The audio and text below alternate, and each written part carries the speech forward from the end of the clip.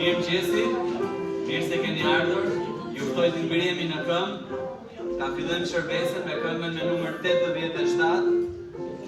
Jezusi është mbrojtja jonë. 87.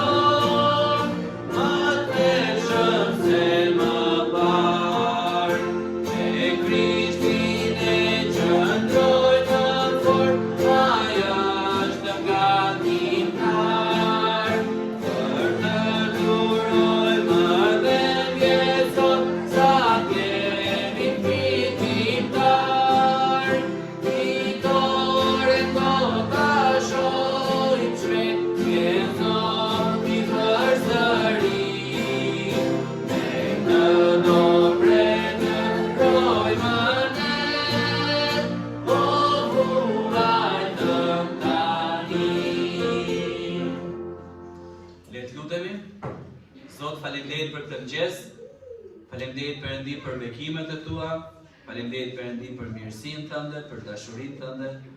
Faleminderit o Perëndi që na ke dhënë mundësinë të jemi së bashku, të të adhurojmë ty o Perëndi, të të këndojmë ty brit magzimi. Lutem Perëndi që dora jote e bekimeve të jetë mbi këtë shërbes. Lutem Perëndi që ti ta marrësh nderin dhe lavdin për çdo gjë që do të bëhet. Në emrin e Jezusit lutem. Amen. Mund t'uleni. Kënga tjetër është kënga me numrin 90. Zot fjala është pasuri. Kënga me numrin 90.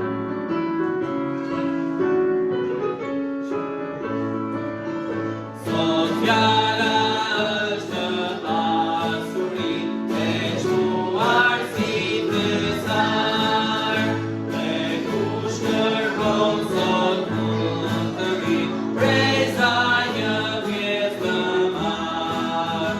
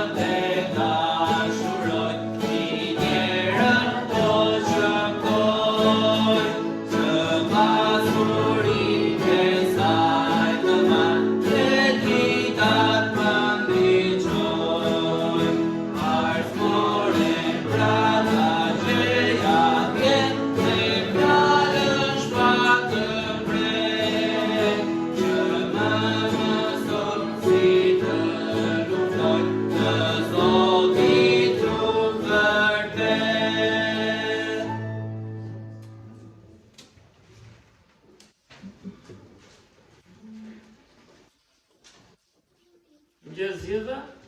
si se keni ardhur sot, dhe kjo ka nga fakt është manice, sepse ka të bëjë me fjalën e përjetshme të Perëndis.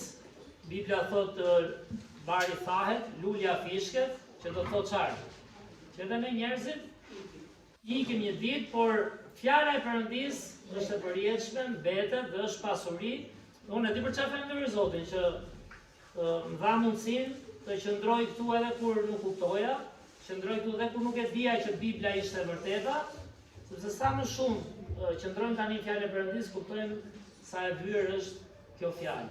Edhe para se të lexoj atë leximin për sot, nuk e di sa për ju që lexojnë, që na jep një të vërtetë shumë madhe, duam t'i urojmë mirëseardhjen në vizitorëve, më duket vajza e Fationës është para të parë, më duket, ha? Po apo jo? Se gjallë ishte, të janë të rëkitje. Ka ardhur dhe Fationa, edhe është Bekim, që është këtu midis nesh, për të adhuruar Zotin bashkë. Por për lexoj te 1 Timoteu, kapitulli 2, vargjet 5 dhe 6, ishte leximi për sot, siç a thot Timoteut. Dorëshkrim pra ai shekullit të parë në fjalën e Perëndis. Thotë, në fakt një është Perëndia, një Zot është, por një i vetëm, jo disa, jo çfarë mendojmë ne, jo çfarë thot kultura jon ose e dikujt, por një i vetëm është ndërmjetësi midis Perëndis dhe njerëzve. Krishti Jezus, sa interesante, njeri që erdhi në formë 100% njeriu për ne. I cili, pse erdhi si njeri? Që është kaq e vështirë ta kuptoj bota, i cili e dha veten si çmim për të gjithë.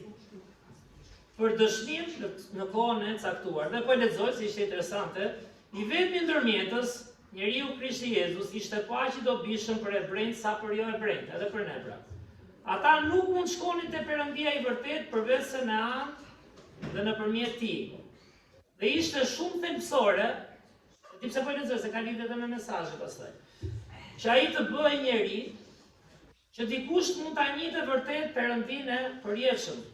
Ai është ndërmjetësi ose njeriu për cilin flet edhe Jobi. Me të mos, mes Perëndisë dhe njeriut ekziston një pengesë e pakalueshme. Ne jemi të pafuqishëm të arrijmë Zotin, fuqinë tonë njerëzore.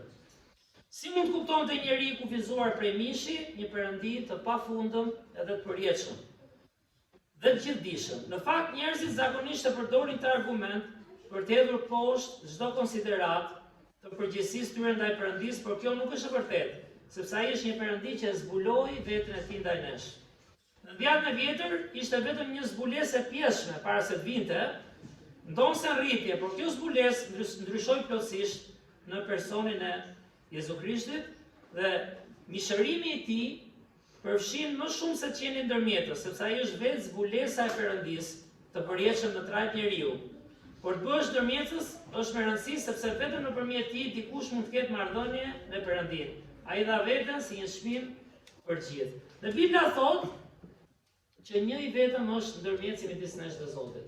Është kaq e pamundur që ne të shkojmë tek Perëndia në veprat tona. Shumë prej nesh nuk vinë kish rregullisht dhe sado përpiqemi ta ndryshojmë veten, ne prap mbetemi mëkatar, ne prap paga e mëkatit është vdekja në ferr, ne prap nuk kemi fuqi të arrijmë përjetësinë, por Bibla thotë Krishti erdhi për ta bërë këtë për ne. Dhe ky muaj fakt është muaji që do shkojmë drejt Pashkës, se nisëm këtë. Sepse javën që vjen do flasim për atë hyrjen e madhe të Krishtit në Jeruzalem si mbret. Dhe çfarë ndodhi pas një jave? Ata e kryqëzuan. Ishte plani i Zotit pikërisht që ky ndërmjetës të jetë jetën kryq për mëkatet tona. Dhe sot do shohim pse erdhi mbreti. Kemi folur për mbretërinë e Perëndisë. Dhe mbretëria ka një mbret. Dhe mbreti ynë është mbret që erdhi dhe u bë ndërmjetës njeri dhe sakrifikoi për ne. Dhe kam thënë shpesh, nuk jam as poet, nuk jam as zakonisht gratë janë më me ndjenja të shpreshme themi, por nuk ka motivim më të madh sa dikush t'japi jetën e thotë ti nuk ja del dot, por e bëra unë për ty. Mua s'motivon dot asnjë lloj vepre. Dhe kjo është vepra e Krishtit. Që lavdi Zotit këtë kohë Pashke, të lutemi që ta kuptojmë dhe ta njohim Jezusin në zemër, dhe të kemi mundësi ta ndajmë dashurinë e Zotit me të tjerët. Javën tjetër është e diela e palmave që i thon, hyrja e Krishtit në Jeruzalem dhe Në 20 prill kemi festën e Pashkës që mendoj është festa më e rëndësishme e gjithë njerëzimit.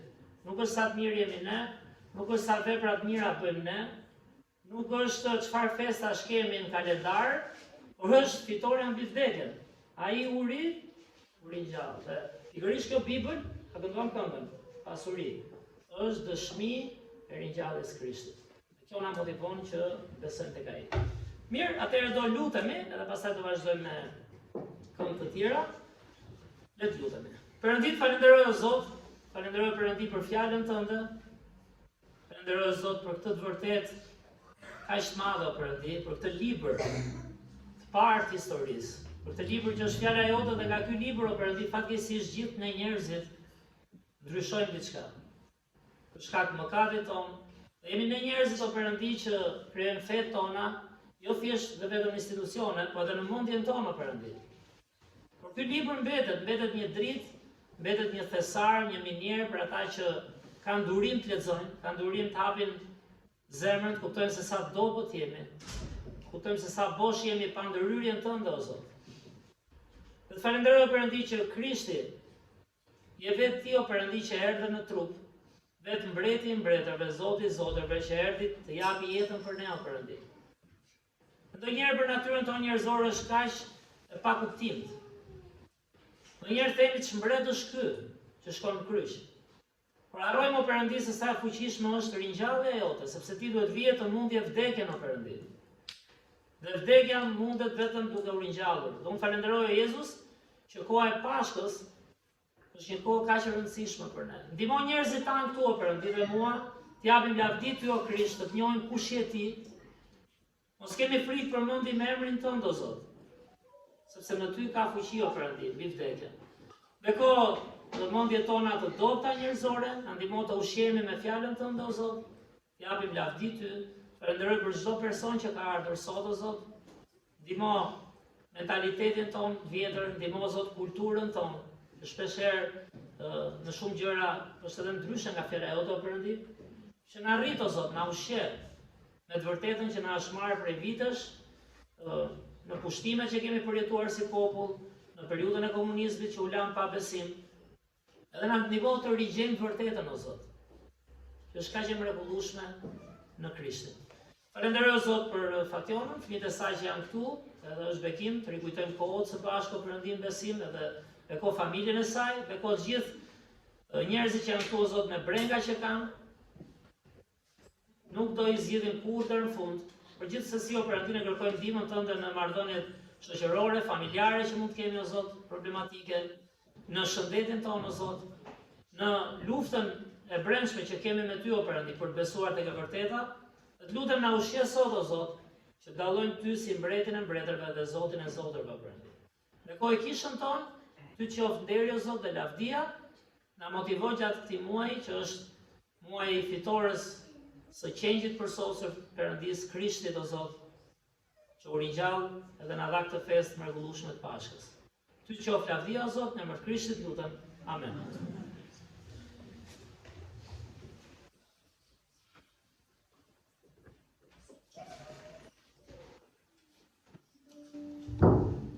Kënga tjetër, kënga me numrin 89. Jezus po vjen te ti.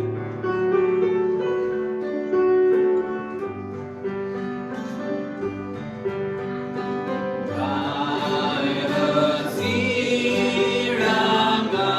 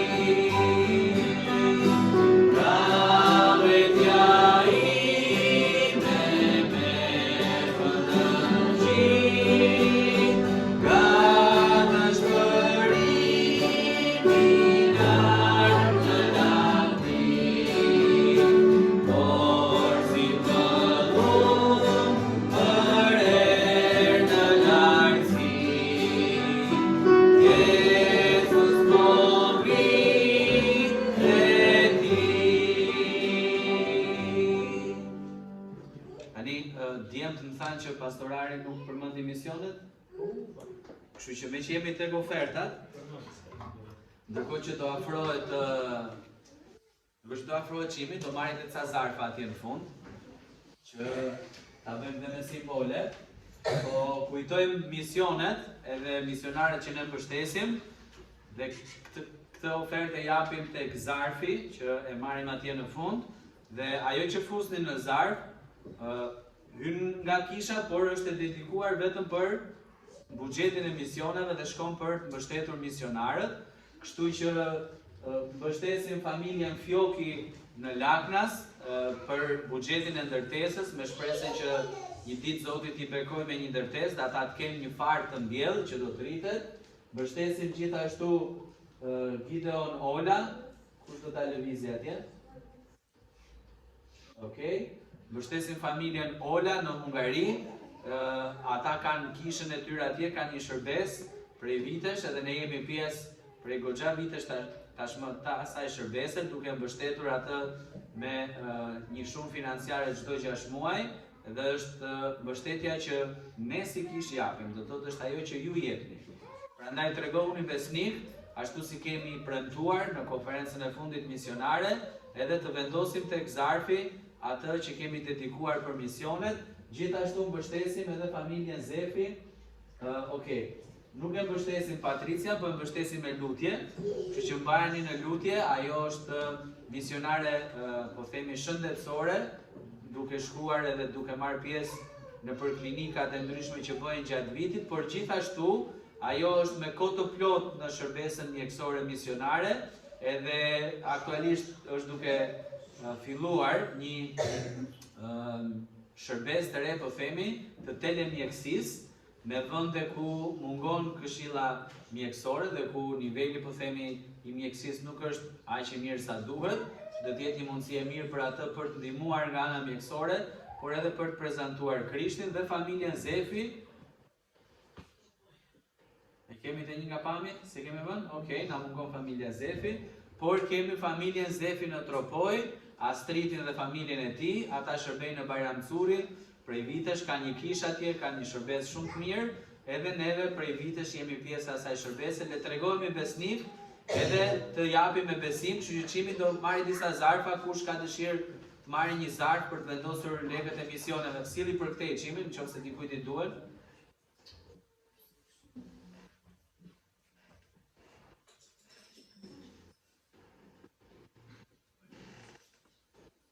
Pra nëse dikush do t'japi për misionet, mund kërkoj një zarf.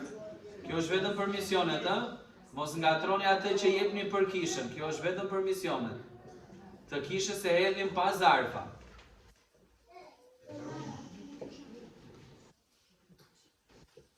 Dhe do i kërkojmë vllaçimit që të lutet për ne, le të lutet.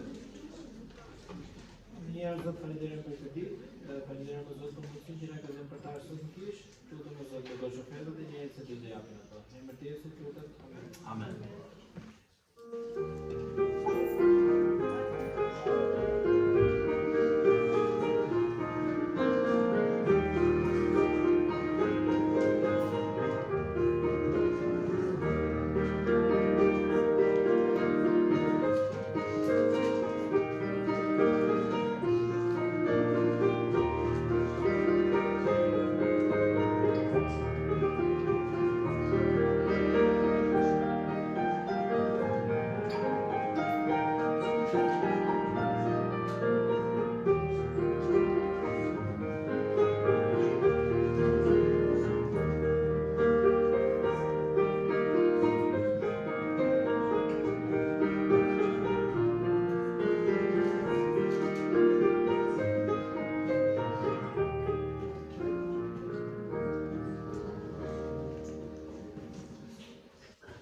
Kam ja dy të rinj te që bën shenjën e kartës, duan të japin ofertat me kartë. Nuk e kemi arritur akoma atë fazën. Po kur del ke fundi kësaj rrugës, 150 metra më poshtë është një bankomat Raiffeisen. Tërhiqini kesh edhe sillni. Kënga tjetër, kënga me numrin 14, i shenjtë, i shenjtë, i shenjtë.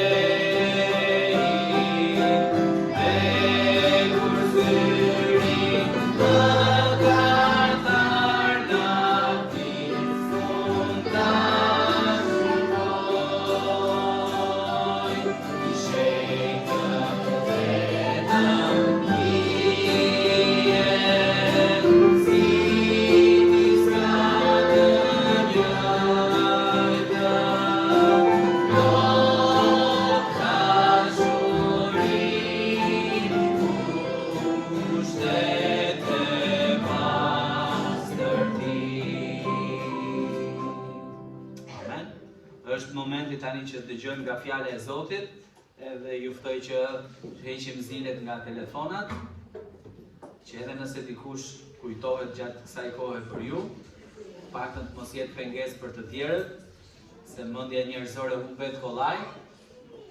Nëse dikush ka nevojë për një Bibël, kemi disa Bibla atje në fund, do të na ndihmojë vllatemi. Kush ka nevojë për një Bibël? Ka njëri nevojë për Bibël?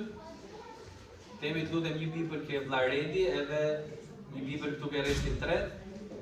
Dikush tjetër që ka nevojë për një Bibël?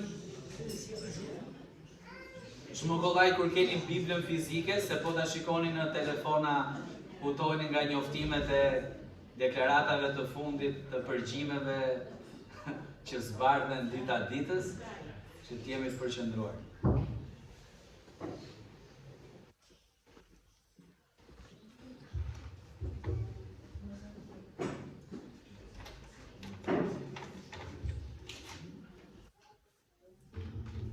Mirë, ndërsa do të kalojmë ke fjala e Perëndis, le të lutem edhe një herë bashkë.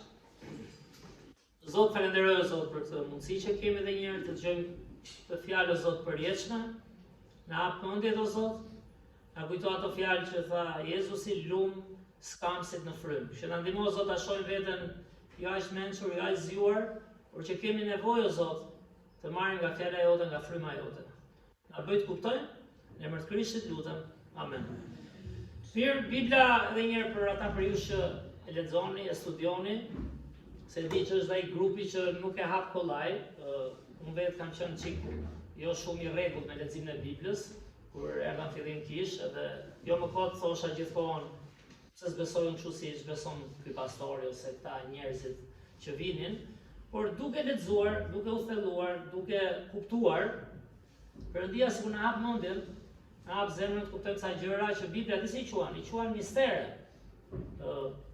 Kënga që kënduar pak më parë ishte edhe njëra ajo, Zot, fjala është pasuri, e çmuar si tesar, minjerën do qëmtoj. Pra është sikur ti gërmon gjithë kohën dhe fillon kupton, a nuk do kështu dhe me jetën?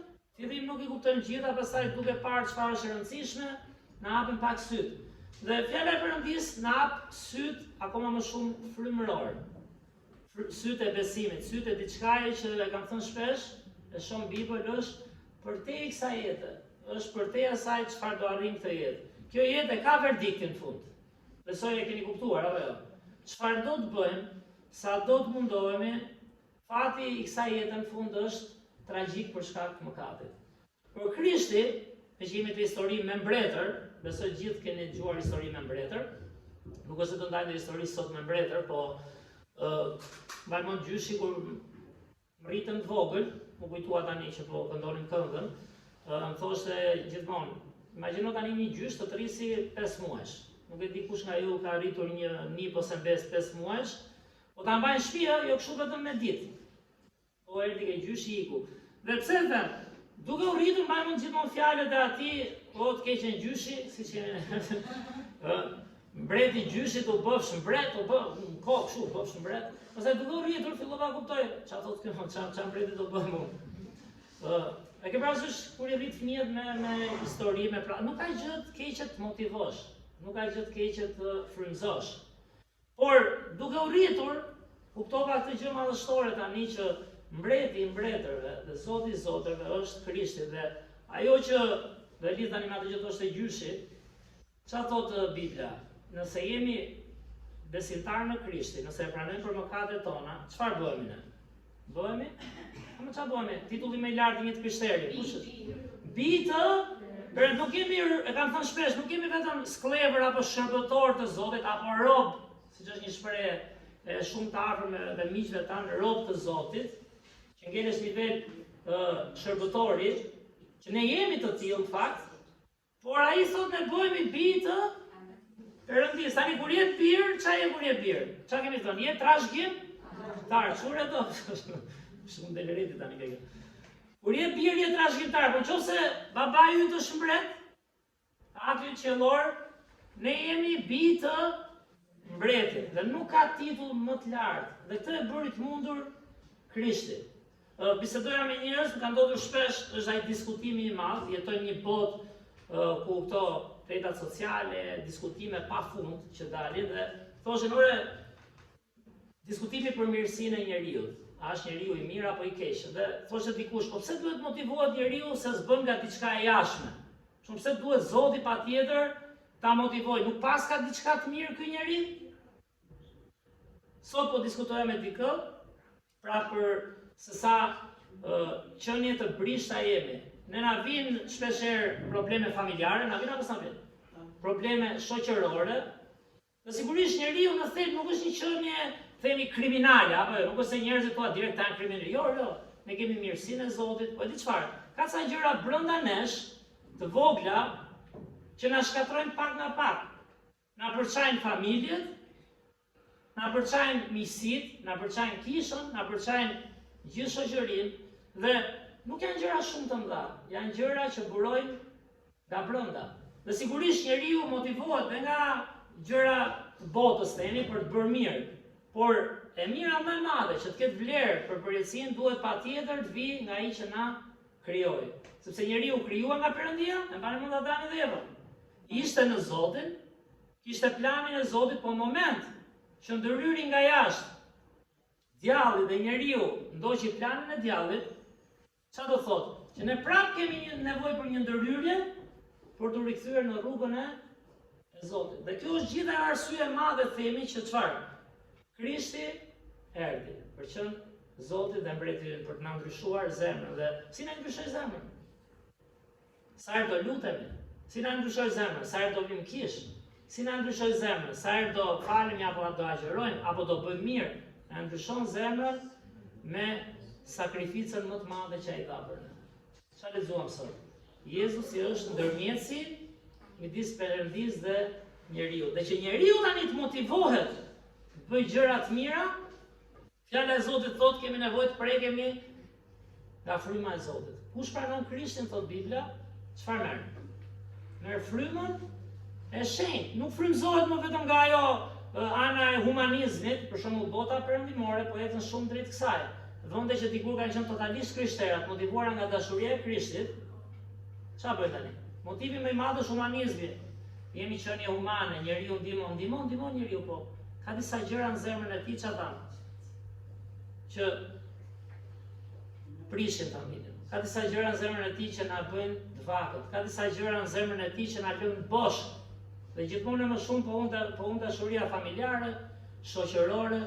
Dhe shpeshherë njeriu motivohet kur themi humanizëm, e di si motivohemi ne. Motivohemi duke bërë mirë, ndjehemi dhe mirë. Keni bërë ndonjëherë mirë për të ndjerë mirë apo? Tani ka ndonjë gjë të keqe kjo? S'ka ndonjë gjë të keqe. Hajde bëjmë mirë se ndjehemi mirë. Po ndërkohë prap nuk kemi atë pastërtinë që do Zoti, ndërkohë prap familja, shoqëria shkatërrohet sepse kemi nevojë patjetër për frymëzimin e Perëndisë. Dhe kur ne pranojmë Krishtin, di çfarë thot Bibla, kur ne bëjmë mirë, bëjmë për shkak të mirësisë së Tij. Ne jemi drita dhe kripa, sepse pam ç'bëri Krishti për ne. Kështu që njeriu ka nevojë për ndërhyrjen e Perëndisë, ka nevojë për ndërhyrje nga jashtë. Kemi kujtuar një varg te Gjoni 18, nëse mund shohim, Gjoni kapitulli 18, vargu 36, se tham javën tjetër do shohim hyrjen e këtij mbreti. Hyrjen nga djemtari në Jeruzalem. Gjoni 18:36, ndërsa Jezusi ndodhej përpara Pilatit, çfarë thuhet në faqen 123? Jezusi u përgjigj: "Mbretëria ime nuk është prej kësaj bote. Po t'ishte mbretëria ime prej kësaj bote, shërbëtorët e mi do të luftonin që të mos u dorëzohesha judejve, por se tani mbretëria ime nuk është prej këtej." Gjë janë ca fjalë aq manice. E di kush e lexon për herë të parë. Okej, e dëgjuam për shembull? Pa e kupton çfarë thot ai? Që kur thot mbretëria ime nuk është prej kësaj bote, do thot është diçka për te asaj që shohim ne. Është diçka për te mbretërive toksore që shohim ne. Madje diçka e rëndësishme që ai thotë është, po t'ishte kësaj bote, shërbëtorët e mi do luftonin. Po t'ishte mbretëria e Krishtit prej kësaj bote, do ishim dhe ne luft tani. Por mbretëria e Perëndisë është frymërore. Mbretëria e Perëndisë është për jetën e përjetshme, është përfitore në shpirtit. Njeriu thamë është krijesë e Perëndisë, njeriu ka dhe një mirësi që i vjen nga Zoti, por në fund fare është i humbur në shkelje dhe në mëkate. Sado humanist jetë, pa frymën e Perëndisë, edhe ai humanizëm mbetet në nivelin njerëzor, e bëra ta ndihmoj se gjunaf. Ndërkohë, shkatrojmë diçka tjetër te. E bëra se ndjehem mirë. Ndërkohë nuk ka atë pastërtinë dhe atë qëllimin e madh që ka Zoti. Mirësia jon shpeshherë dhe fatkeqësisht mbetet në këtë botë. Zoti do që të bëjmë diçka të mirë, e di për çfarë? Që ai personi që bekojnë të shohë Krishtin, që ai personi të ketë një vizion frymëror të përjetshëm. Gjithë shërimet, gjithë ushqimi që Krishti i bëri njerëzve, çfarë ishte? Vetëm për t'i ushqyer në atë moment? Vetëm për t'i shëruar aty? Jo, ishte për t'i dhënë atyre besim, për t'i thënë që unë jam mbreti i mbretërve. Unë jam Zoti i zotërve. Në fakt, ai ishte për shërimin e shpirtit tonë. Dhe ndërsa jemi pak tek mbreti, do të shohim disa momente dhe lidhim pak me zbritjen e mbretit. Dhe në fakt është interesante se kur mendon për mbretër toksor, mbretërit duan vetëm të ngjiten. Apo jo? Duan të ngjiten dhe zakonisht ngjitja është me motive shumë egoiste. Kur kujtoj kombin e Izraelit në dhjetën e vjetër, e di çfarë tha Perëndia? Perëndia ishte mbreti i tyre. Për ata duke parë kombet e tjera, e dini çfarë bën? Kërkuan mbret. Zoti tha, ju kam thënë gjithçka, ju kam thënë fjalën time, rrituni, mos hiqni dorë nga marrëdhënia me mua, që jam mbreti i mbretërve, sepse kur kishin marrëdhënie me Perëndin, nuk jetonin çfarë tha Krishti Pilati, nuk jetonin vetëm për këtë mbretëri, po jetonin për një mbretëri që është përtej kësaj që shohim ne. Dhe ata nuk pranuan, ata pan të tjerët, jo duan dhe një mbret, jemi dhe ne të fortë, na drejtoi dikush. Dhe filluan morën mbretin e parë që ishte Sauli e kështu me radhë pastaj. Por Krishti është mbreti që na krijoi, është mbreti i përjetshëm i cili për të na shpëtuar duhet zbriste vetë. Unë kujtoj historinë e një mbret që kujtoj për shembull, nuk e di a u quajt mbret tamam, por me sa di unë ashtu e cilësonin Skënderbeun. E di pse zbret mbreti. Ja, nuk e di a keni parë filma, mund keni lexuar nga historia. Por ndonjëherë filmi ta ilustron çik lezetshëm. Kur një mbret hidhej në fushë betejë, çfarë bënte? Çfarë tregonte kjo? Jepte zemër, ha? O fitojmë, ose më mirë vdesim e thonë asaj. Kur një mbret hidhej në betejë, ishte gjë e madhe. Sepse kur ti shikon drejtuesin tënd, kur ti shikon, jo një drejtues shumë komandant, ai ishte mbreti më i fuqishëm i mbretërisë. Është ai siç ta andi, o fitojmë, se po humbëm, u shkatruan plotësisht. Dhe kur një mbret zbriste, ai motivonte, do thoshte që ishte diçka kaq e rëndësishme. Fakt, ndërsa po mendoja për Skënderbeun, 3 herë që turqit erdhën të pushtojnë Arbërin, atë kohë, Krujën, me kë erdhën si drejtues? Me sultanin. Dhe një nga sultanët, më duket Mehmeti ishte, është ai që pushtoi Konstantinopolin. Ani kush mendon se unë po flas keq për turqit e ka gabim, sepse turqit e para nuk flas dot keq se e kam thënë edhe tjera 2-4 gjyshe i kanë turqe, që i di njerë. Ani mund të kemë edhe nga krau i babit, edhe ata gjithmonë kanë biseda, kemi njerëz në Turqi, madje nga fshati i gjyshës, me që dolën këtu tani, mendohet, ja me hidjen po bëja muhabet javën e kaluar, që ishte Qemal Ataturku, që mendohet nga zona e Stepletës, kush e di atë fshat. Një rrugë ka dhe emrin aty, Qemal Ataturku. Pra nuk e kam kundër njeriut, sepse Zoti i do të gjithë njerëzit. Por fatkeqësisht kultura, mentaliteti, shtrembrimi i zbërtetës, që solli 500 vjet pushtim. E di pse them këtë? Sepse Skënderbeu zbriti, po e quajmë ai u bë ose u shpall nga të tjerë, sidomos mbreti shqiptarëve. Po për çfarë zbriti? E para kuptoi të vërtetën, kuptoi që ishte marrë peng, kuptoi që vendi i tij ishte i pushtuar, është histori kombëtare e jona. kuptoi që pa bashkim dhe pa zbritur një i fuqishëm, nuk mund t'ja dilni. Tani, bëj pyetje, si a doli ai 25 vjet të mbante një ushtri më të fuqishme në kohës? Është ushtria që pushtoi mbas Romës apo jo? Perandoria Osmani ishte ajo që pushtoi pjesën më të madhe të botës. Që vetë Konstantinopoja në atë kohë, që e kishte romakët, në fakt, që e kishte perandoria romake, u bë Stambolli i sotshëm. Si e mbajti ai 25 vjet? Si mendon? Bashkoi, erdhi, motivoi apo jo? Ata kur pan Skënderbeun, se nganjëherë është e çuditshme dhe Krishti përdor të gjërat e jetës. Nganjëherë kuptojmë më shumë nga historia sepse e kemi pjesën tonë. Dhe kur thua Krishti mbreti, po Krishti është po. Pastaj kur dalim aty në botë, kalojmë ca sprova, kemi presion të madh nga familjar, nga të afërm, nga rrjetet sociale. Ne s'dim çfarë jemi ose. Po mimi Krishti, po ka vetë ca besime tjera, ka vetë ca njerëz që thonë kështu. Kur vim ke Skënderbeu, pse u bashkuan ke Skënderbeu? Sepse ata e dinin që ai vinte nga një mbretëri e fuqishme. Bëjmë çik atë paralelizmin me Krishtin, e kuptojmë çfarë them? Nuk e di apo e kam si ilustrim. Ai vinte nga një perandori perandoria më e madhe. Nuk vinte një ushtar, o erdhi një engjëll nga parajsa për shkak. Ose erdhi një ushtar shumë i fortë i turqëve. Erdhi një nga komandantët më të mëdhenj. Që i vuri emrin, imagjino tani sultani, si kishte Gjergj Kastriotit, i vuri emrin Iskander Bey, Aleksander i Madh. Ai ishte një nga më të famshmit e kohës.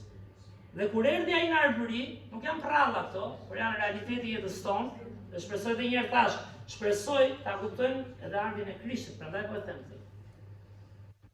Kur erdhi ai, kush do motivonte? Ai apo të vinte një si unë? Po erdhi ai, po ti me klasë. Të vi ai që suprat. Pra, po e kam ke motivimi, erdhi një super i fuqishëm. Erdhi një që kur erdhi te princat, fakt e kam shkruar këtu se s'dua ta harroj, çfarë ishte interesante. Princat, si ishin princat e Shqipërisë? Kush e di nga historia? Ja, shef si kapni u këto tash, po. Dua ta kapim dhe atë mbretin Krishtin për zemrën tonë. Se nuk ka mbret tjetër. Se nuk ka të vërtet tjetër, kjo është ideja. Dhe një gjë që më ka ndihmuar shumë, Malinda thoshte shpesh, po them nga pastorët, e mësuesit kemi pasur, por edhe mos ki frikë thua që Jezusi është Zot, sepse ai është Perëndia që erdhi si mbreti për ne, në mish, erdhi të sakrifikoi. Ne duhet ta kapim këtë të vërtetë.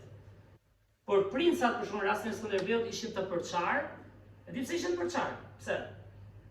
Kishin frikë. Kishin frikë që po të bashkohemi, turku na mund. Kishin presion, a kuptoj? Prit se na kanë pushtuar ata tani, çfarë do bëjmë ne? Kështu po bëjnë gjithë ata të lagja. Edhe unë tani, por do gjejmë vërtetën apo çfarë bëjnë të tjerët. Princat ngelën, secili ruante atë principatin e vet, të pushtuar, nëse e dini. Turku i lejonte, mbahet i principatën, po si romakët në kohën e Krishtit. Merrni çik taksa, të ke parasysh që të punojnë njerëzit, na pasuronin ne. Dhe kishin frikë, por kur erdhi mbreti vet, kur zbriti, ai motivoi sa për 25 vjet, imagjino ti, ai qëndroi në pushtet ose i mbajti Arbërin të lirë, sepse i motivoi njerëzit. Imagjino çfarë populli kemi qenë, i dini historitë, me 10.000 ushtar, me 20.000 ushtar maksimumi. Ndërkohë që ushtria armike, edhe pse ishte më e madhe, dhe këto s'janë pralla me mbret, këto janë histori e shkruar, dorëshkrim me Marnice, kush ka qenë historinë e Indje, nuk arritën ta kushtojnë dot. Dhe çfarë thash? 2 herë erdhën 2 sultan në Kruj. Njëri vdiq rrugës të kthim, ky babai, Murati. Dhe ke pjesa e filmit gjithmonë më pëlqen ajo pjesa, është shumë e bukur, atë kam si pjesë preferuar. Kur vjen Skënderbeu që ulet ke toka. Po më pëlqen ajo pjesa kur i thot Sultan Mehmeti në film. Thotë, "O At, keni para vetë, e mbani mend. Më lërë shkoj se do ta pushtoj unë." Ai, "Jo, për plasën tokaj." Fakt ai kryereçi arriti mbrapa. Pushtoi Konstantinopolën, pushtoi dhe Krujën, sepse iku mbreti, Skënderbeu vdiq, por e kam qa motivimi t'jep zbritja e mbretit. Dhe fjala e Perëndisë, Skënderi Bushef të ngarë për histori, thot, histori Skënderbeu Skënder, por se Skënderi edhe ti të shenë. Po gjithë të e di për çfarë thash, pra, nuk po sulmojmë turqit, unë vetë mund gjesh gjak turk, gjak shqiptar po arbër, gjak bulgar ndoshta, ka gjyshe ande, gjak gjyshe kanë kosovarë se bis serba kanë, po çrëndsi ka, nuk italian do të jam. Unë se jam e Romën, se jam italian, s'besoj. Por, që do të them, Perëndia e do gjithë botën. Por mentaliteti i gabuar, mentaliteti që është futur dhe në Shqipëri, që na pengon të shohim të vërtetën, fatkeqësisht është kaq e vështirë ta ndrosh. Dhe unë kur kam pranuar Krishtin, për të them kështu, më hapur, më nuk di, nuk isha as fetar, as musliman, as katolik, as ortodoks. Dhe vetëm për ta pranuar thosha, ore, unë prapë s'jam i krishter, si do pranoj Krishtin? Që nuk shkoja fare në asnjë fe, ndoshta si shumë prej jush. Pse? Sepse 500 vjet u mbajtëm robëri, tjetër besim i imponuar.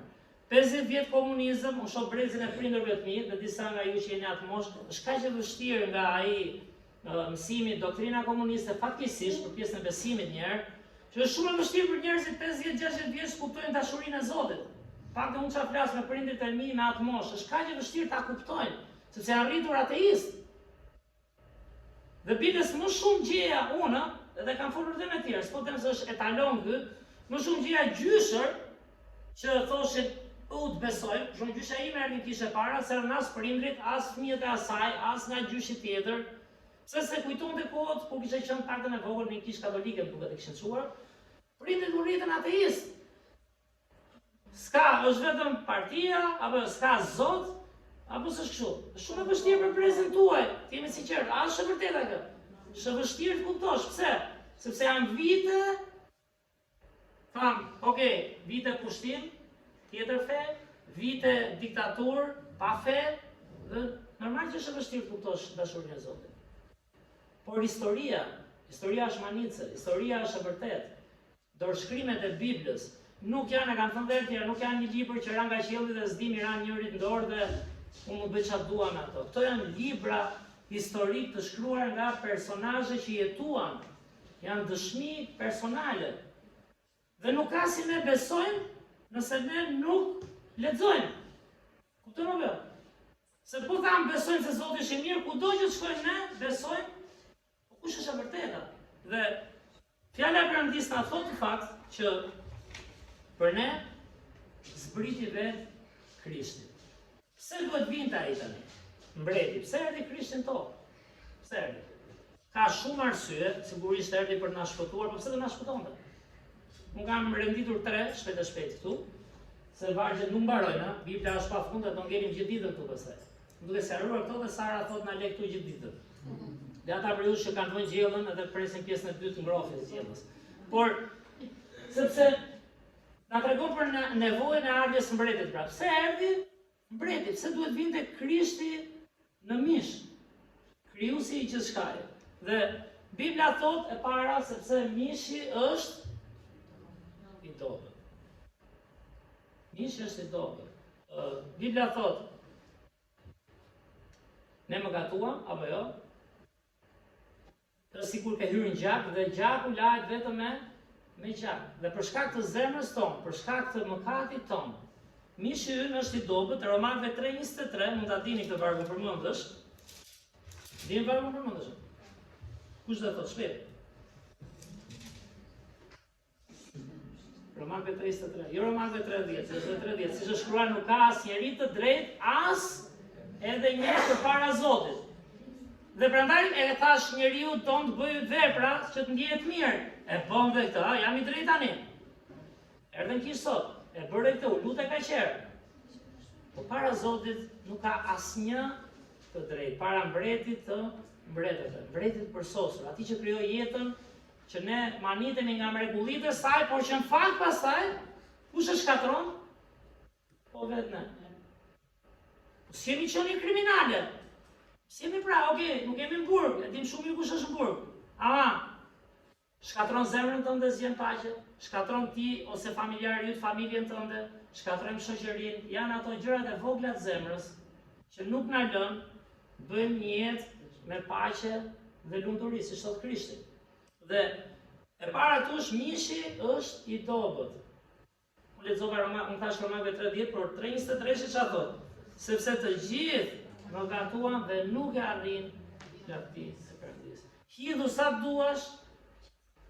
Për që ndonjë kushon sa video që hidhen të kapin ndonjë gjë, nuk e kap dot. Le ti jesh pastor, le ti jesh prift, çfarë do qofsh. Le të vish nga familje, vin familje fetare, nuk e kap dot drejtsinë e Zotit, sepse mishi ynë është i dobët. Pastor Andi kujtoi misionet, me dorën time i vura aty copy paste, çimi harroi të vinte, thash, po tallja çimin, thash, "Ha mërti, thash, s'diti vesh." Kur erdha këtu para harrova të them për misionet. Sepse mishi është i dobët, truri fillon lodhet, është shumë. Mua më duket vetja los ndonjëherë me këta të rinë dhe fëmijët edhe ke shtëpia, po kështu i gjuj çik murit, po kam çik teknikë si i gjuj. Se ndonjëherë duket sikur i gjuj fort këtu.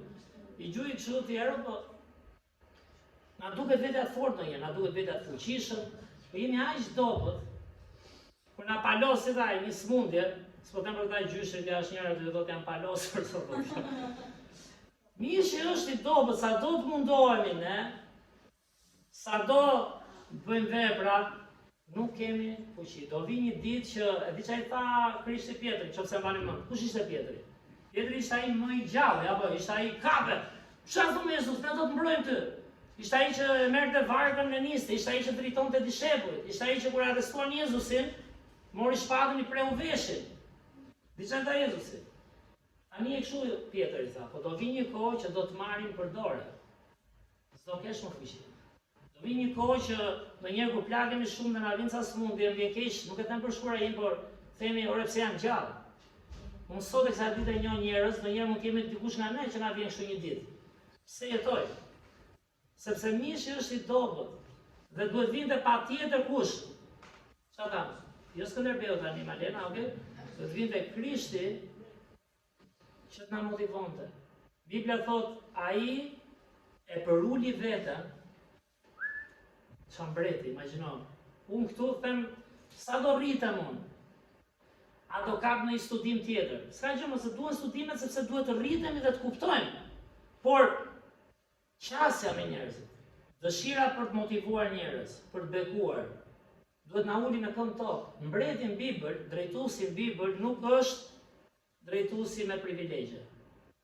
Sigurisht i ka privilegjet, por është ai që duhet të jetë shërbëtori më i madh, sepse Krishti ishte mbreti i mbretërve, dhe pse zbritin tokë që e kemi kaq vështirë ta kuptojmë, ne kuptojmë më mirë në një festë, është kështu apo jo? Ne shqiptarë kemi qenë vdesin për festa. Se me këto flisja vazhdonin festa, të hënën pushim, martën pushim. Ore, mirë janë festat ore. Por nuk thellohemi çfarë është e vërteta. Nuk thellohemi çfarë është e vërteta. Dhe Bibla thotë që Krishti duhet vinte pikërisht sepse është ky Perëndia i mirë, i cili është mbreti i mbretërve, Zoti i zotëve, po që na shpëtonte nga ky mish i dobët, do vinte vetëmisht, të përulte veten. U bë njeri por si ne, me dobësitë tona dhe shkoi deri në vdekje të kryqit. Çka ka këtu mos kuptojmë kush është ky mbret? Sa i rëndësishëm që nga ky, nuk janë veprat e mia. Sa do të vi unë këtu? Sepse çfarë? Mishi im është i dobët. Dhe po flasim gjithmonë për ardhin e mbretit në mish. Momenti i dytë, okay, mishi është i dobët. Çfarë bën mishi? Mishi të turpron. Është e treta erga. Erga me ecën me 2 hapa. Bravo. E dyta është të çnderon. Mishi të çnderon. Dhe te Romanëve ja ta shohim, kapitulli 7. Themi s'ma solli ujin, kështu që kur vin tokën nga mishi i dobët, merrni me atë. Mos e mirë po përgojën se ja e folë rroshta. S'na ka as për borxhe. Atëherë Romanëve kapitulli 7 vargjet 18 deri në 20. Qërë temi, se janë të rëndësishme vargjet, rroshta. Gjoni çfarë thuhet? Tu flet apostulli Paul tani, ai që mëson nga mbreti. Si çfarë shembull jep ky? Sepse unë e di se në mua, sa lexoj të është për tek sa botë, është e kundërta asaj që bëjmë ne. Sa i mirë jam unë, sa di unë, sa u luta, sa erdha në kishë, sa agjerova, sa e mbajta ti, si që të dhe. Sepse unë e di se në mua, do me thënë në mishin tim, nuk banon asgjë e mirë, sepse dëshira ndodhet tek unë. Por të mirën, të bëj të mirën, nuk e gjej. Në fakt, mirën që unë e dua, nuk e bëj. Por të keqen që s'dua, bëj. Në qoftë se bëj atë që nuk dua, s'jam më vetë ai që e bëj, por është mëkati që rri në mua. Tani, janë çik thënie si filozofike duket, por janë shumë praktike. Pali thot në mishin tim, apo jo? Unë dua të bëj të mirën me zemër e gjitha, po do ti jam qenë egoiste. Rreth parë mendoj për veten time. Mendoj si të bëj mirë, edhe kur bëj mirë, të ndihem mirë unë. Le pastaj kur i hyn mëkateve të njeriu. Por në fund fare, sa më shumë mendojmë për trupin, për mishin, aq më qenie egoiste bëhemi. Mos rini si çuditur, sepse t'ju thjeshtoj, a jemi në epokën që gjithë themi si janë bërë njerëzit? Apo tani nuk do e pranojmë. Kur flasim e themi, si ka humbur dashuria? Si mendojmë vetëm për vete? Si jemi ftohur? Si vrasës? Okej, po ndërkohë jemi qenie që mendojmë vetëm për mishin dhe për egoizmin tonë. Dhe mishi të çnderon, na largon nga harmonia, nga dashuria familjare, dashuria për Zotin, dashuria për njerëzit. Dhe e di çfarë na bën, na fut një botë si tashmë herë po bëhet gjithmonë më robotike. Mirë thon ka një ditë kur na pushtojnë këto inteligjenca artificiale, edhe s'do ndodhi ashtu sepse Zoti ka një plan tjetër, por dua të them, njeriu çnderohet nga egoja. Njeriu bëhet një qenie që ngel poshtë, ngel vetëm. Dhe ajo që na çon tek ajo që tha Erka, se Pali këtu po flet për vetën e vet mirë. Kjo është manice. Po thot sa i mirë jam unë, sa kap unë. Po thot kur mendoj në mëkat, unë çnderohem. Sepse vet Pali kush e kujton me që jemi te kjo. A thoshte në fillim i shërbej Zotit me drejtësi, por nuk e njihte Krishtin. Ç'a bënte? Vriste të krishterët, arrestonte, burgoste. Dhe imagjino ç'a turpi, po kur e bënte në emër të Zotit, fiksa ajo që thua ti, kur e bënte në emër të Zotit, ai mendonte jam rregull. Por lavdi Zotit ai ja hapi syt pa vdekur. Ai arriti ta kapi të vërtetën, se po vdiste, si do vdiste ai? Ko tash nga ana e do vdiste me idenë unë një Zot adhuroja. Unë ta i vrisja se ishin të këqij, siç kanë bërë pushtuesit tanë vite. Po ndërkohë do të çnderoj totalisht para Perëndis, sepse nuk do meritonte ose nuk do merrte dot jetën e përjetshme. Sepse kishte menduar vetëm për vetëdrejtësinë e tij, për ligjet fatkeqësisht që i keq interpretonte të Biblës dhe Zoti hapi syt, ai prandaj shkruan. Sa motivuar nga dashuria e Krishtit, e mbretit. Dhe thot, mishi është i dobët, sa i shkruan te romakëve, mishi të çnderon, dhe unë po të çnderoja para Perëndis, e humba përjetësinë. Dhe e treta, mishi një prishje apo kalbje, si do ta luajmë ne, kushdo qofshin, folëm për mbretër këtu. S'ka mbretër, mbretërit kalojnë, ikin. Dhe tek Romakëve kapitulli, e kam gatruar këtë, ishte ke 1 Korintasve, por thot mishi një korruptimin, mishi një prishjen. Dhe ne këtë s'kemi nevojë as ta hapim ta lexojmë Biblën, se vetë jeta na tregon që po menduam vetëm për mbretërinë toksore dhe jetën e mishit, jemi të humbur. Prandaj arsyeja e madhe, pra e para çfarë është? Ishte nevoja e ardhes së këtij mbreti, që dënimin për mishin ton ta merrte ai me trupin e tij, sepse javën tjetër do shkojmë drejt kryqëzimit. Pse erdhin mish? E ka kaq vështirë bota ta kuptoj, dhe unë e kisha të vështirë, erdhi pikërisht për dobësinë e mishit ton. E dyta, to s'kan pika, kështu që mos u tremni, do jenë çik më kështu të shkurtra, më koncize. Është premtimi, sepse kjo është manica e Biblës, se thash. Nuk është një libër që e shkroi dikush ose tha e ka mund vërtetën. E bëri ose mund ta bëjmë si dua unë, po është një libër që në fillim nuk e kuptoja, do të them sinqerisht, nuk e di sa për ju që janë tjerë si unë. Keni thënë ndonjëherë Që ky libër më që ka shkruar për 1000 e ca vjet. E keni menduar ndonjëherë? Megjithëse jo të gjithë mendojnë, gjithë si ndonjëherë them, e ke menduar këtë thotë njëri. Çfarë thonë? Unë e mendoj ndryshe. Habitesh, ju ka ndodhur? Se dia keni menduar, por nga 1500-600 vjet para Krishtit, që ka shkruar Mojsiu në fillim, ka shkruar pastaj gjithë profetët me radhë, se s'po hyj tani, Samuelit, Isaia, Jeremia, psalmet e Davidit, pastaj vinte djata e re, Luka, Mateu, Marku, Gjoni, Pali, letrat e Palit. E di çfarë thosha, çfarë është ky libër? Fillim, kur kisha ato dyshimet e mia.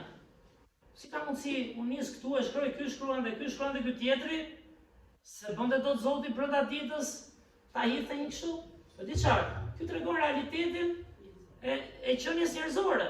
Që njeriu u krijuar që në fillim, ishte vetëm Adami dhe Eva, apo jo? Ata do mësonin rrugës si jetohet në komunitet. Do mësonin rrugës si ligjet. Kush di nga ligjet?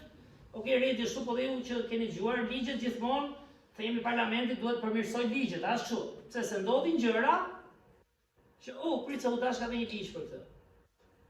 Dhe ligji vetëm sa vën duke, se njerëzit prap e shkelin ligjin. Dhe dua të them, është një libër që është shkruar për mijëra vjet dhe ka bashkëtuar me njeriu. Dhe kur vin këtë premtimi tani, sepse thash gjithë këtë, fjala e Zotit këtu e ka atë bukurinë dhe atë besimin që na shton. Është diçka e premtuar qindra vite, në fakt mijëra vite që Zoti po përgatiste mbretin që të çlironte gjithë popullin dhe gjithë mëkatet tona. Tek Isaia kapitulli 9, shkojmë atje, rreth mbi 700 vjet para Krishtit. Rrova të rikujtoj që ata që shkruan, prapë akoma në Manice, kanë shkruar në duken 3 kontinente ndryshme, kanë qenë profesione, kemi thënë, të ndryshme, bari, mbret, çka kanë qenë? Doktor, doganier, fjerga, se unë doganier. Çfarë? Leku. Kamarier, kamarier ka qenë ai, shishi e gjithë deri. Ka qenë Nehemia, mbajtësi i mbretit. Ja shpëtoja, kamarier, se çonte kupën. A tha rejtë ty apo gjithë të vetë? Shifë, mërë, shifë, shifë. Mekanik s'ka pasur. Dhe se mu dalin e i mekanik. Por, dua të them, kur mendon atyre njerëzore, a ka gjë në Manice, se sa qënë kanë gjitha njerëz ndryshëm, në vitet të ndryshme, që ecin me atë histori njerëzore, që Perëndia punon hap pas hapi me njerëzit. Dhe ama nuk ndryshon mesazhi, që ne kemi nevojë për shpëtimin e Zotit. Dhe që ky Zot na shpëtonte dhe na motivonte, duhet vinte vetë çfarë tha mbreti, të bëhej si njeri. Dhe premtimi te Isaia kapitulli 9, vargjet 5 dhe 6 thuhet: Pa lindur Krishti, mbi 700 vjet, thot: Sepse na ka lindur një fëmijë, një djalë na është dhënë. Mbi supet e tij do të mbështetet perandoria dhe do quhet Këshilltari i admirueshëm, Perëndi i fuqishëm, Ati i përjetshëm, Princi i paqes. Dhe vargu 6, nuk do të ketë kurrë të sosur rritja e perandorisë së tij dhe paqja mbi fronin e Davidit dhe në mbretërinë e tij. Shikoni mbretërinë e tij. Për ta vendosur pa u tundur dhe për ta përforcuar me anë të mençurisë dhe drejtësisë, tani dhe përjetë. Këtë ka për të bërë zelli i Zotit të ushtritët. Kur jep themi si quhet, profecinë, se s'po vite fjala. Profecinë e ardhes Krishtit. Çfarë do? Do vi një fëmijë, i cili do vi nga familja mbretërore, do vi si mbret, dhe do vi jo për një mbretëri toksore. Do vi, thot vargu 6, tani dhe përjetë, me mençurinë dhe drejtësinë e tij. Do vi për të sakrifikuar për ne. Do vi ky fëmijë, që thot dhe njerë Biblia, sepse Perëndia e di që aq botën sa dha birin e tij të vetëm. Zoti ka një plan për këtë mbretëri, se më kujtoa Vjoca tani nga Steblerva, Vjoca e ke patur rrugën atje apo? Ja ku e keni, se mos thoni nga i gjeti ky. Dhe shtëpia. Edhe shtëpia e atij Mustafa Kemal Atatürkut. Por Krishti, prandaj them, është përti i kulturave që njerëzit fatkeqësisht kanë shtrembruar dhe që qen nga kaq e vështirë nxjerrësh, është një thënie në anglisht, mund t'i heqësh është e bura, mund t'i heqësh djalin nga fshati, thonë ata. Po nuk heq dot fshatin nga djali. Ke parasysh, shumë nxjerr djalin që është rritur në fshat, është kënaqur me baktin. E hoqe, po hajde hiqi fshatin në mendje. Tani pse e them këtë? Sepse ne duhet luftojmë nëse duam gjendë vërtetën, nëse duam bekohemi përjetësisht. Ne duhet luftojmë gjendë vërtetën e Zotit. Ne duhet kemi aq guxim sa pali themi Zot, unë di çfarë bën defisim, ndoshta çfarë na kanë mësuar, por dua ditë vërtetën tënde.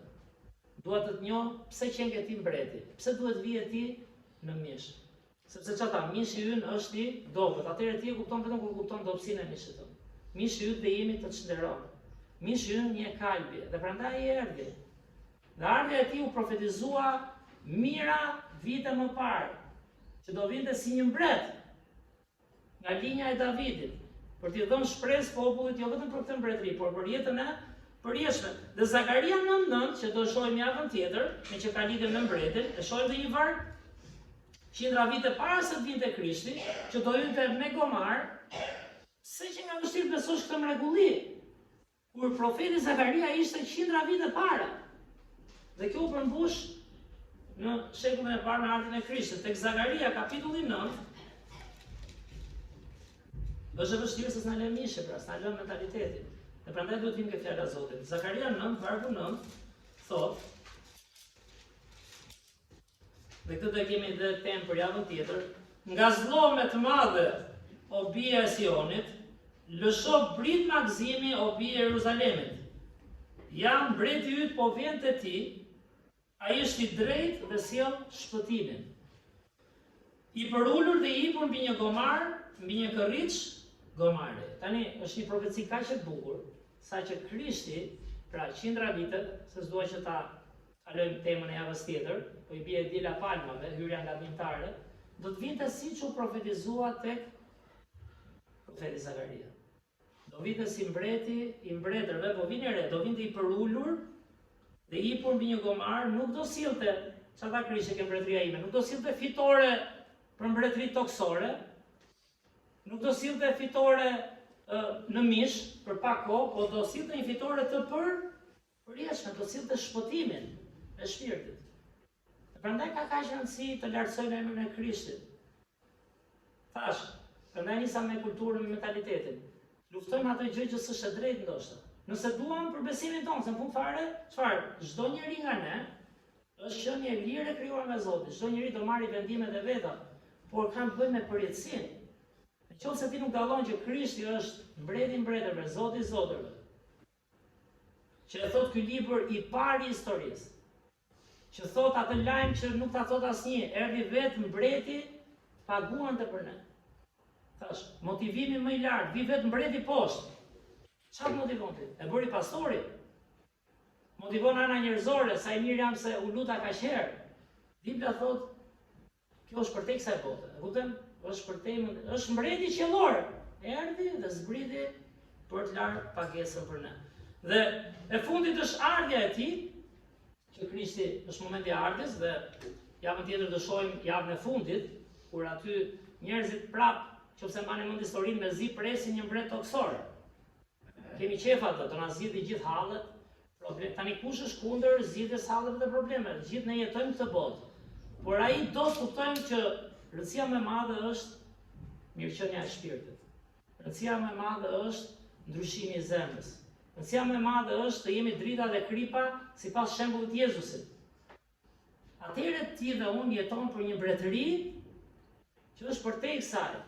Pse them edhe për ne të kishës jemi besnik. Nuk jetojmë vetëm kemi të organizojmë program, jemi kishë sot, ore të ushqehemi në shpirt. Të kuptojmë sa mëkatar jemi dhe si Krishti na pastron zemrën. Fjala metamorfozë që përdor Pali. Nëse dikush është në Krishtin, është një krijesë e re. Kuptojmë, është përtej thjesht sa veprave. E kam thënë shpesh, qoftë se rrim ke veprat, duhen veprat, duhen. Po su motivove një pastërti që s'vjen dot nga unë, nuk vjen. Unë jam, edhe unë jam i zgjuar, siç jeni dhe ju, edhe unë jam i zgjuar. Kemi atë dinakri njerëzore, çfarë mirë për mua, si ti jam këtu, prita kem unë, mos ta ketë ky tjetri. Janë vogla këto.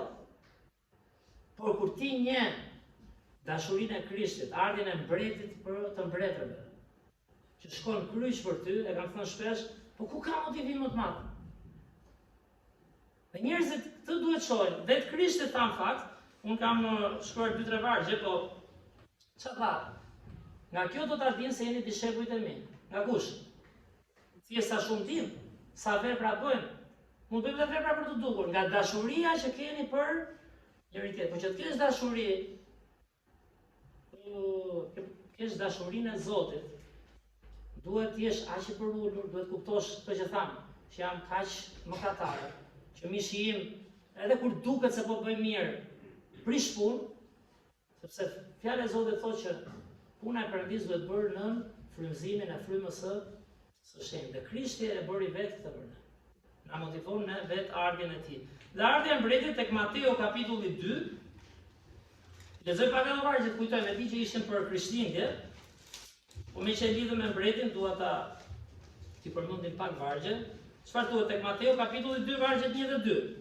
Ku erdhi Krishti? Jemi në vitin 1 apo jo? Që fillon numërimi ynë. Thuhet dhe Jezusi si lindi në Betlehem të Judes, siç u profetizua pra, në ditët e mbretit Herod, ja ku ishte mbreti toksor, ja dietar nga lindja, njerëz që nga lindja ishin, por lexonin profecinë e Zotit, e dinin që mbreti do të vinte, dhe thonë, çfarë bën? Erdhën në Jeruzalem, duke thënë, ku është mbreti i judejve që ka lindur, sepse pam yllin e tim lindje dhe erdhën ta adhurojnë. Ata e kishin aty mbretin, sa interesante, se shikonin. Për ai që e kërkonte me zemër, ai që shqyrtonte shkrimet, e kërkoi. Dhe të bësh një udhtim, se s'do i kthejmë Krishtinës, po të bësh një udhtim që kanë bërë ata për gjetur këtë mbret, sepse e dinin që ky mbret, kush ishte? Ishte mbreti që zbriti për zgjidhur problemin tonë më të madh, që nuk janë dritat, vjen keq, unë kur harroj ndonjëherë t'i paguaj shpejt, them si i lash drita telefonat, ju ka ndodhur ndonjëherë juve? S'po them se ngelim pa bukë, po është vështirë. Ke qef t'i paguash në fillim muajit ose sa më afër. Me pensioni paguajnë. Ata janë më korrektët. Pensionistët shkret nga pensioni, shqytosh ai gjyshet e nënës, po edhe ne që po rritemi tani këshemi të bërë. Nga rroga i paguaj.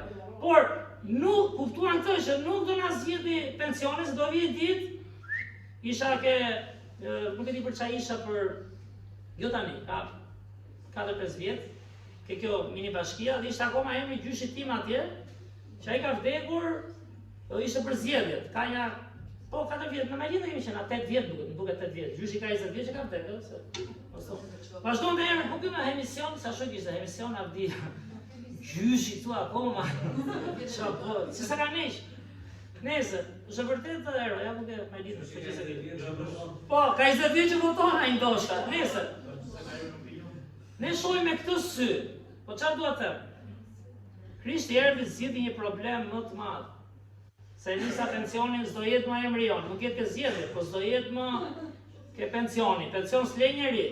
Unë bësi ai italiani që të mbash si pesha ka në gjyshe 8 muaj aty në dollap. Ti merrte pensioni, po do të dalin një ditë pensioni. Por erdhi na shpëtoi shpirtin. Erdhi në trup, gozhdoi në kryq, sepse mishi jonë e meriton. Ky është motivi më i lartë. Krishti thotë unë erdha të paguaj pagën për mëkatet e tua. Dhe këtë e kuptuan dietarët. Nga lindja, se kuptuan izraelitët. Fjala e Zotit e thotë, po ne si shqiptarë që jemi këtu, a e kuptojmë që ka më shumë rëndësi e vërteta se sa kultura dhe tradita. Ne kemi ca gjëra kulturore shumë të mira dhe janë bekim, bides vinë edhe nga fjala e Perëndisë. Disa takime, mënyra si mund të fejohesh, martohesh, si takohesh me njëri tjetrin, si inkurajon, kemi gjëra shumë të mira. Ama, po s'kapëm Krishtin, që është e vërteta dhe jeta, që është mbreti i mbretërve, që vdiq për ne në kryq, dhe që erdhi u bë si ne, kemi humbur gjithçka në fund. S'do rregullojmë asgjë, në fakt, edhe shpirti ynë do njohë kalbi, do shkojë në humbje të përjetshme në ferr. Tek do ta mbyllim me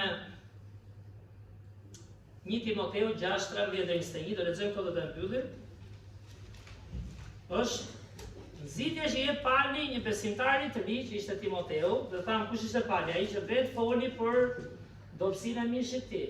që duke i vetja fetar, duke i vetja besimtar, i bënte në emër të fesë, por ndërkohë kishte humbur të vërtetën, vriste njerëz dhe s'njihte Krishtin. Tani çfarë i thot kur njeh Krishtin? Te 1 Timoteu 6, 1 Timoteu kapitulli 6, janë vargjet 13 deri 21. Ti lexojmë me vëmendje? Pra 1 Timoteu kapitulli 6, vargjet 13 deri 21. Ky pali që ma gjot çan ndryshimi rrënjësor merr kur kupton që mbreti erdhi edhe për atë personalisht. Thot, të porosis përpara Perëndis, që u jep jetë të gjitha gjërave dhe përpara Krishtit Jezus, i cili duke dëshmuar përpara Pons Pilatit, dha rrëfimin e mirë të besimit, që ti ta ruash këtë urdhrim pa njoll e pa qortushëm, derisa të shfaqet Zoti ynë Jezu Krisht, që në kohën e caktuar do t'rregojë lumin e i vetmi sundimtar, mbreti i mbretërve dhe Zoti i zotërve.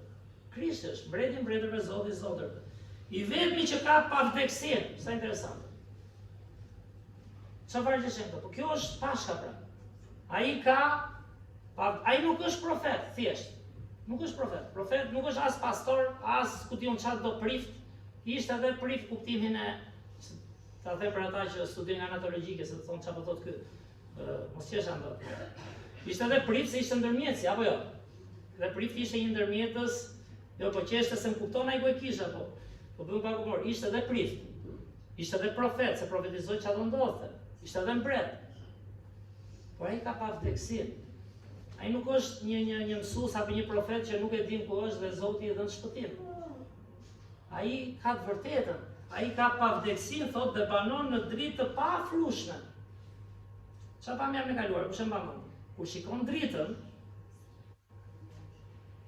kur lind drita në ty, drita e Krishtit, e mbani mend çfarë pam jam në kaluar. Ti pendohesh, edhe unë, kupton sa atë që tham, sa dobët jemi në mish, kur shikon dritën, çfarë tham? Ti e ndjek atë, kur shikon dritën e vërtet, dhe kur shikon dritën, në Krishtin ti shërohesh, po di çfarë, shëron dhe të tjerë.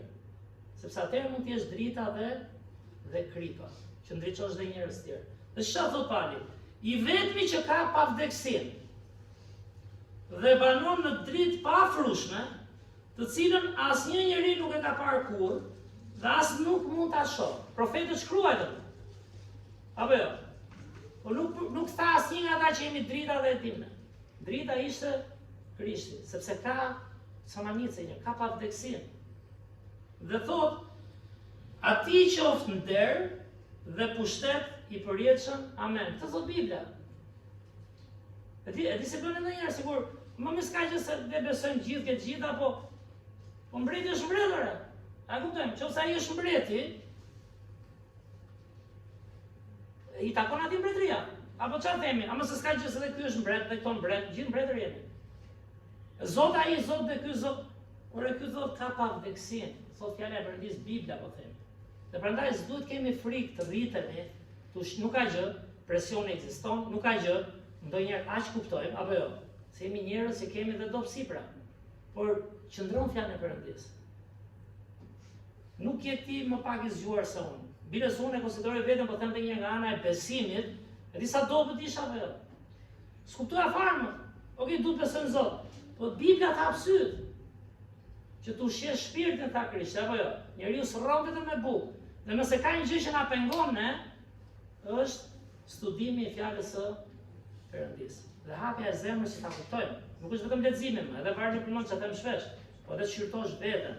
Kur shet dritën, pendohesh. Kur shet dritën, e ndjek atë. Kur shet dritën, çrohesh vetë, çron dhe tjerë në Krishtin sigurisht. Dhe thotë, që ta mbyllim, porositi të pasurit e kësaj bote, mos, për këtë se desha, që se ti pse gjithë kemi qenë pasurë dhe s'ka asgjë të keqe, por nuk duhet jetë ky motivi.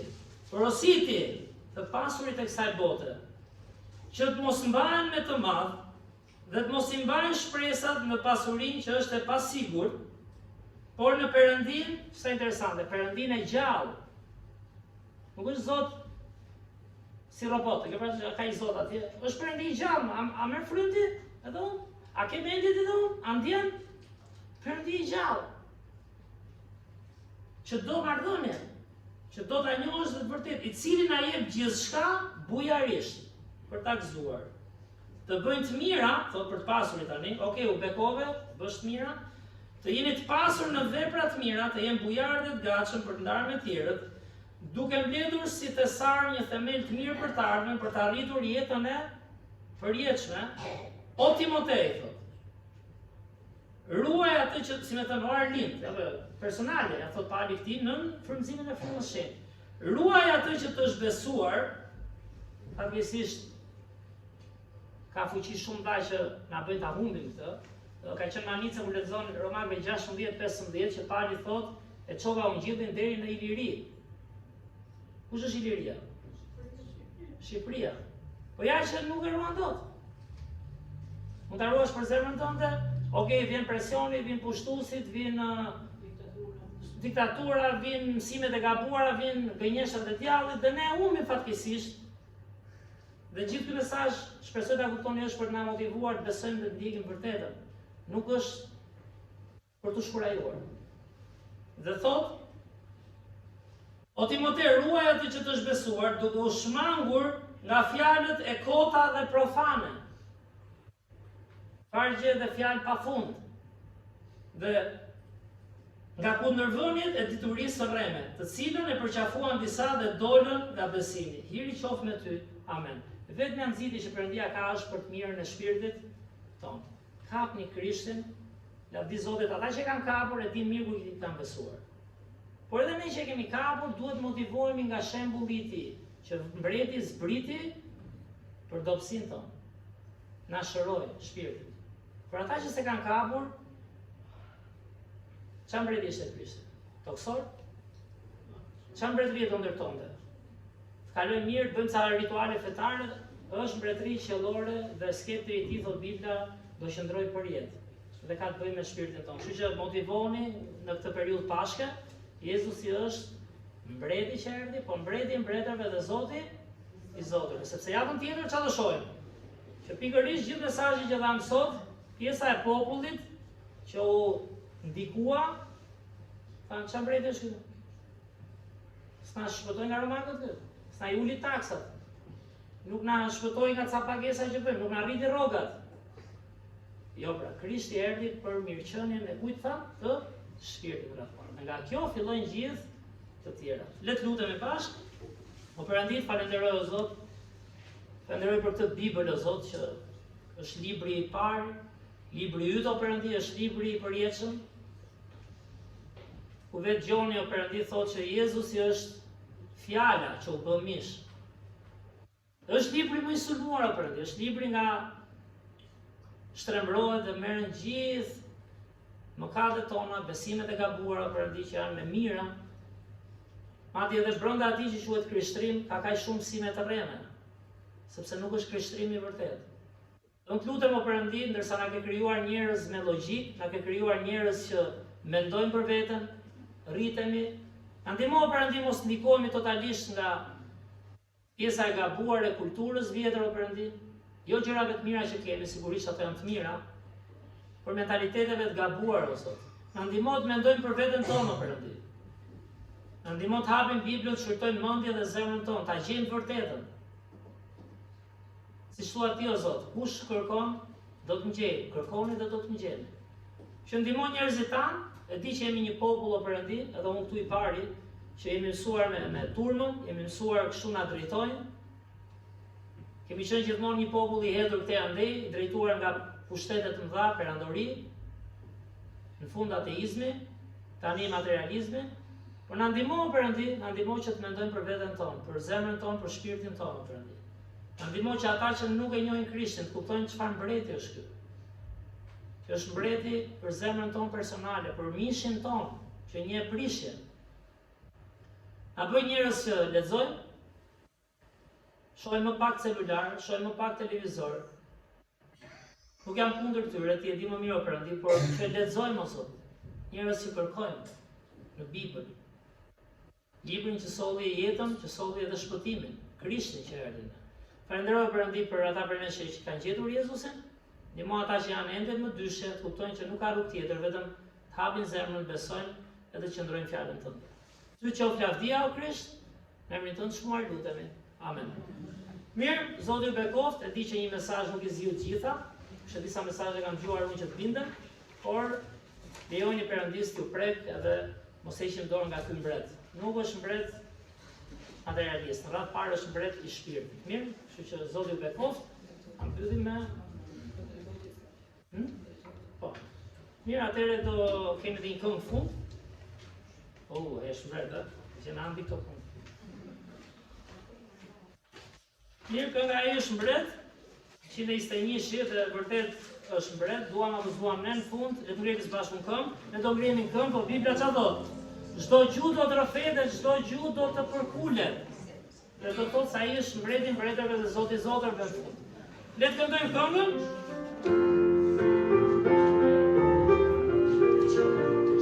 Gati? Fuqishëm, si para një mbreti. Ai është mbret, Jesus Krishti mbret mi mbret, edhe mbretëria do mbretroj për jetë. Ai është mbret, Jesus Krishti mbret mi mbret, dhe fuqi e tij e plot mbretron për jetë. Aleluja, aleluja, mbretito, mbreti mbret. Aleluja, aleluja, mbretito. Ai është mbret, Jesus Krishti mbret mi mbret, fuqi e tij për jetë mbretëron. Ai është Zot, Jesus Krishti sot mi zot, dhe fuqia e tij do mbretëroj nga mo. Ai është Zot, Jesus Krishti sot mi zot, dhe fuqia e tij do mbretëroj nga mo. Aleluja, aleluja, Zoti ton sot mi zot. Aleluja, aleluja, Zoti ton. Ai është Zot, Jesus Krishti sot mi zot, fuqi e tij nga mo mbretëron. Edhe gjë e fundit se të harroj, lutemi për ata të afërm, miq që kemi, nuk jemi këtu për treguar arrogancë dhe që ne kemi të vërtetën nga Zoti, por lutemi të shohim se si Perëndia i prek, edhe të fitojmë dhe ata sepse në fund fare çka ka vlerë. Fitohen për përjetësim. Palje, di çfarë tha Palje? Do doja që t'isha veti humbur, tha, që të shpëtoheshin bashkëkombësit e mi. Por ama ne duhet lutemi edhe të ndajmë vërtetën, mos jemi në më dyshe net pak. Zoti ju bekoft, edhe ftoni njerëz të periudhë Pashkës, është vërtet fitoria mbi vdekjen, pa vdekësia.